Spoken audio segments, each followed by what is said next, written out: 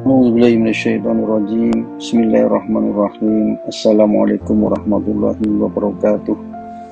Kita akan melanjutkan perjalanan perjuangan Salahuddin Al-Ayyubi. Pada bagian yang pertama telah kita sampaikan sebelumnya. Sekarang bagian yang kedua. Bagian yang kedua ini terutama pada keberhasilan Salahuddin menguasai Mesir dan Syam, tapi atas perintah Khalifah Abbasiyah. Salahuddin menulis surat kepada Khalifah Abbasiyah Al-Mustadi' bi Amrillah, meminta izin untuk menaklukkan beberapa wilayah agar bisa membangun kembali kejayaan Daulah Abbasiyah. Lalu datanglah padanya utusan Khalifah yang mempertanyakan daerah-daerah yang bisa ditaklukkan seperti Mesir, Syam, dan yang lainnya terserah kepada Salahuddin. Setelah mendapat lampu hijau dari Khalifah, Salahuddin akhirnya menyatukan Syam dan Mesir di bawah kekuasaannya. Dengan demikian ia menyingkirkan kekuasaan Bani Saljuk Zangi dari Syria. Dan ini merupakan awal pembentukan dan dimulainya pemerintah Bani Ayyubiyah dalam sejarah Islam. Setelah Salahuddin merasa keadaan Syria stabil sebagaimana di Mesir, ia memutuskan untuk kembali ke Mesir. Ia meninggalkan Damaskus pada Rabiul Awal pada tahun 572 Hijriah dan menyerahkan kekuasaan sementara pada saudaranya Al-Mu'azzam Syamsud Daulah Turan Shah bin Ayub.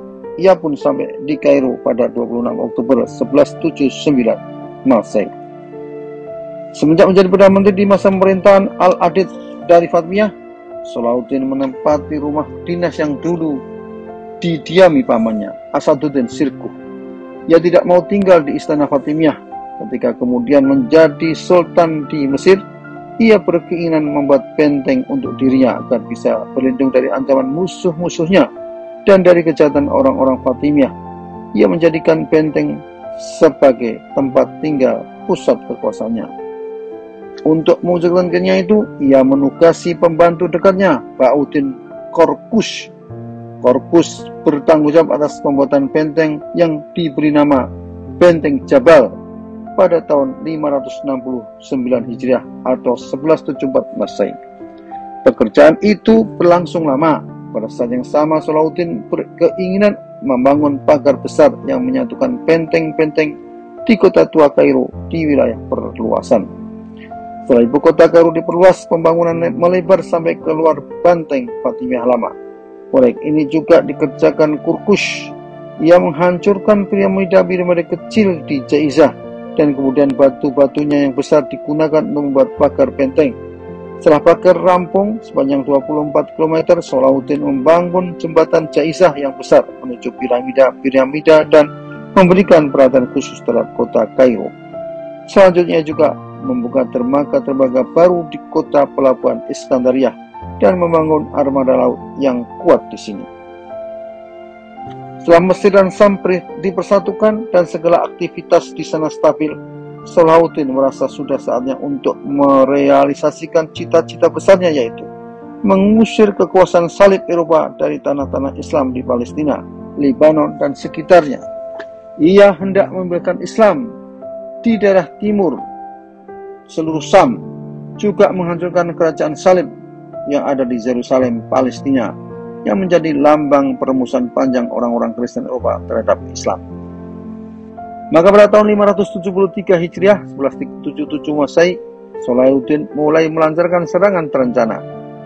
Salahuddin bergerak menuju Palestina, dimulai dari Asqalon, lalu ke Ramallah. Di dekat tempat inilah terjadi pertemuan besar melawan pasukan salib yang dikenal dengan pertemuan Mongisat pada 25 November 1177. Salahuddin dikeroyok oleh koalisi tiga kekuatan, yaitu Raja Zerusalem Baldwin IV, Reinhard dari Katilon, dan pasukan kesatria Templar, Knights Templar.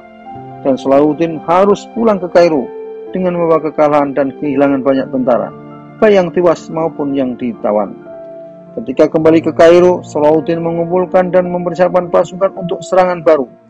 Dan pada bulan Sya'ban masih di tahun yang sama, ia meninggalkan Kairo bersama pasukannya menuju Damaskus. Dia menyerahkan urusan Mesir pada saudaranya Al-Adil Ia tiba di Damaskus pada bulan Syawal dan di sana ia mengkonsolidasi seluruh pasukan dari Mesir dan Syria untuk pertempuran selanjutnya guna mengusir kekuatan salibis dari bumi Islam, Palestina dan sekitarnya. Kemudian di tahun berikutnya, 1178 Masehi, terjadi beberapa peperangan antara Sultan Salahuddin dan kaum salibis. Sultan membuat rencana menyerang tempat persembunyian kaum salibis di Tiberias, Tyre, dan Beirut. Dalam perjalanan ke Syria, Salahuddin beberapa kali bertempur dengan kaum salib. Mereka sampai di Damaskus beberapa minggu kemudian. Selanjutnya ia mengarah ke timur menyeberangi Sungai Efrat. Dia berniat menundukkan seluruh Al-Jazirah di bawah kekuasaannya, sehingga ia dapat melebarkan sayapnya ke arah utara. Kemudian ia dapat menguasai Ar-Rahah, Haron, Ar-Raqah, Nasibain, Sanjar, dan mengepung Mosul, tapi belum bisa untuk mengambil alih.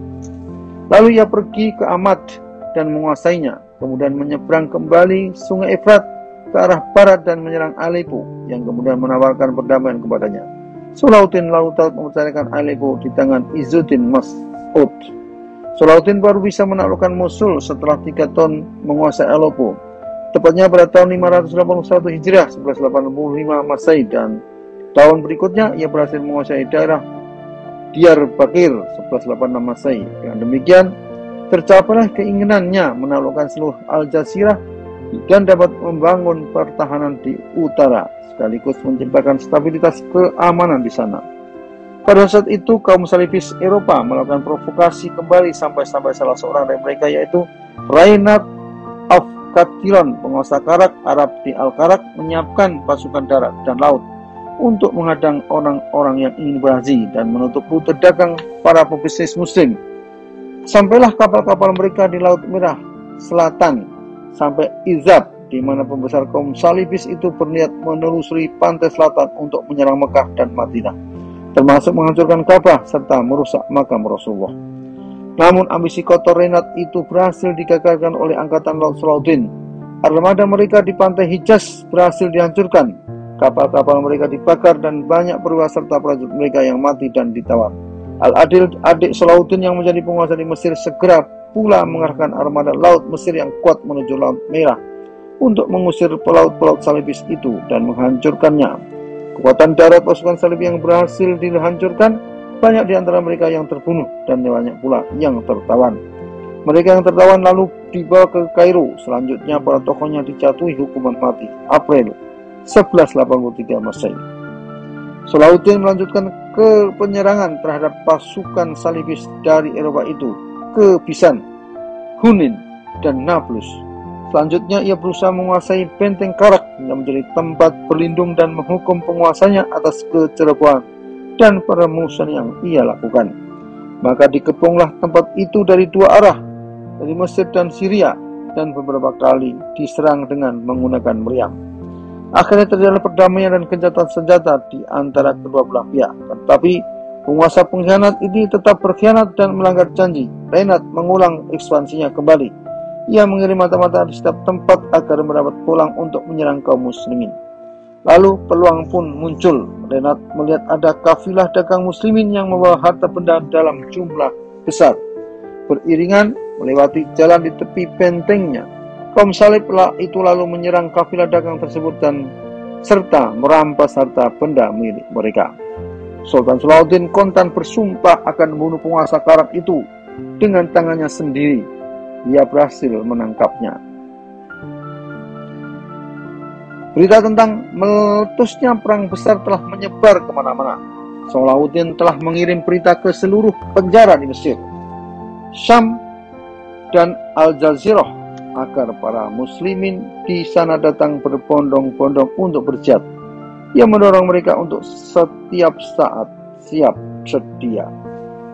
Di akhir Muharram 583 Hijriah, April 1187 Masehi, pasukan Salahuddin berangkat dari Damaskus menuju Basrah, Irak, guna melindungi kaum muslimin yang tengah dalam perjalanan pulang dalam melaksanakan ibadah haji di tanah suci. Mendengar bahwa Reinhard penguasa Karak berniat menyerang orang-orang yang pulang berhaji dan memotong jalan pasukan Mesir yang datang untuk bergabung dengan pasukan Sultan di Syria. Ketika para jemaah haji sudah kembali, Salahuddin pergi ke Karak dan Subek dan tinggal di perbatasan keduanya.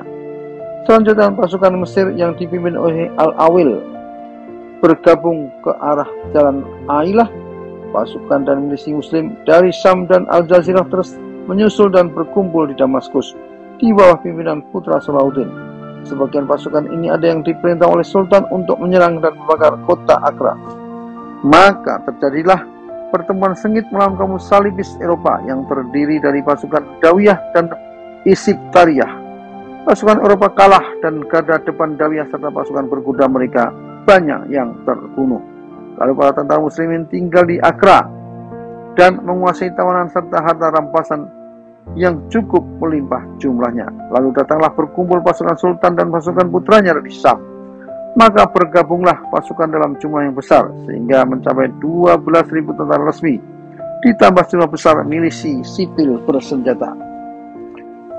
Sultan bersama pasukannya lantas bergerak menuju Tiberias, wilayah selatan Palestina, dan mereka berhasil menguasai kota kuno itu. Lalu pasukan muslim berusaha memancing pasukan salib agar keluar dari benteng-benteng mereka, tapi mereka tidak terpancing. Sultan pun bergegas meninggalkan Tiberias dan kembali menyusun pasukan di dekatnya. Saat itu pasukan salib Eropa telah berkumpul di dekat Mukfir setelah mereka merusak sumber air yang ada di sana. Pada tanggal 24 Rabiul Awal 583 Hijriah atau Juli 1187 Masehi, pasukan muslimin bergerak ke arah konsentrasi pasukan salib Eropa yang jumlahnya mencapai 50.000 personil. Mereka dipimpin oleh Guy of Lusignan, Raja Yerusalem yang baru pengganti Baldwin V anak tirinya, Baron Reynard of Chatillon, penguasa Karak, dan Pangeran Raymond III, Raja Tripoli, Lebanon, serta pembesar-pembesar Dawiyah dan Isiptariyah. Mereka bermaksud menghadang pasukan Islam yang sedang menuju Tiberias. Maka terjadilah peperangan antara kedua belah pihak. Beberapa kali kaum muslimin menyerang dengan sengit. Akan tetapi kaum muslimin berhasil mengalahkan dan mengebun pasukan salibis Eropa itu. Mereka mundur ke Al-Tal dekat kampung Hitin dan membuat pertahanan di sana. Kemudian terjadi lagi pertempuran dan pasukan muslimin mampu mencapai tempat musuh di dekat Al-Tal. Namun beberapa kali pasukan muslimin dipukul mundur.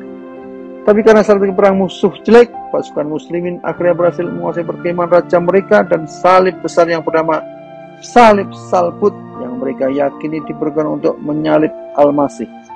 Pasukan Sultan Salahuddin juga berhasil menawan para pembesar orang-orang kulit putih itu. Di antaranya penguasa Karak, Reynard of Chatillon, dan pembesar Isiptariyah bersama pasukannya yang banyak. Pada tawanan itu lalu dibawa ke kemah sang sultan. Sultan tak memberi ampun pada Reynard of Chatillon yang selama ini banyak membantai orang Islam dan berniat menghancurkan Ka'bah di Makkah dan kuburan Rasulullah SAW. Setelah itu pun memenuhi nazarnya untuk mengeksekusi Reynard dengan tangannya sendiri.